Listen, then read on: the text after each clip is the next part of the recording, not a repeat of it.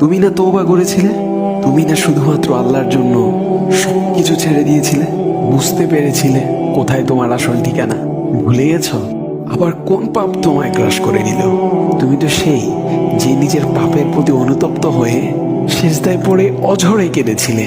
তাহলে আবার কেন দুনিয়ার ধোঁকায় পড়ে গেলে? কেন ভুলে গেলে কোথায় তোমার আসল গন্তব্য? তুমি কি হার মেনে নিয়েছো নফসের কাছে? তুমি এত দুর্বল? ভুলে গেছো তুমি কার বান্দা? কে তোমার রব? তোমার রব তো সর্বশক্তিমান। সর্বশক্তিমানের বান্দা আবার কখনো দুর্বল হয় নাকি? মৃত্যু পর্যন্ত লড়ে যাও তুমি। শয়তানকে দেখিয়ে দাও তোমার ইমানের পাওয়ার।